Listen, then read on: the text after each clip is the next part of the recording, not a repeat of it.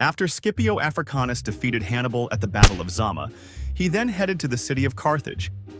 Hannibal was Carthage's last defense line against the Romans, and also it was exhausted from previous wars between it and the Romans, which made it surrender and sign a surrender treaty in 201 BC. In this treaty, Rome stipulated that Carthage must cede all its lands outside Africa to the Romans, pay huge compensations estimated at 10 pieces of silver, reduce its naval fleet, and, most importantly, cannot enter into any war without Rome's permission. At this time in Africa, the Numidians became independent from Carthage and established a state west of Carthage ruled by a king named Massinissa. Hey Massinissa, have you heard of the terms of the treaty between Rome and Carthage? No, tell me. Carthage cannot defend itself without Rome's permission. Are you thinking what I am thinking? The Numidians took full advantage of this term and attacked the Carthaginian cities. Hello, Rome. The Numidians are attacking me. Can I defend my cities? No. Carthage asked Rome if it could enter into a war against the Numidians in order to defend its cities, but the Romans refused, and instead they supported the Numidians.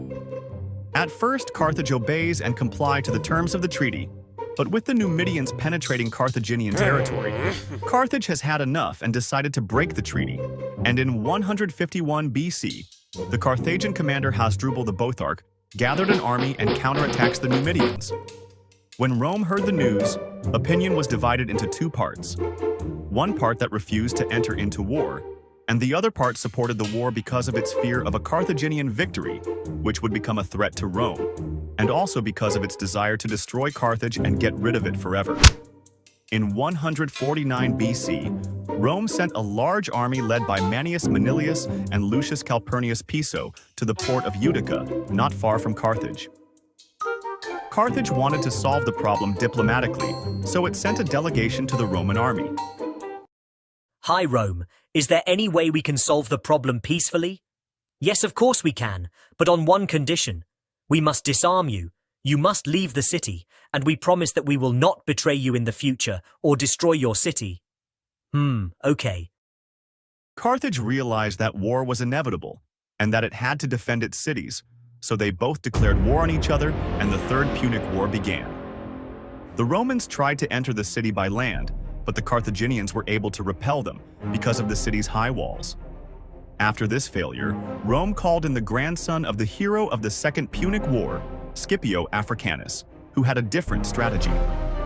Scipio's plan was, instead of attacking the powerful city of Carthage directly, he would attack the rest of the weak cities of Carthage and then head to Carthage after it becomes alone.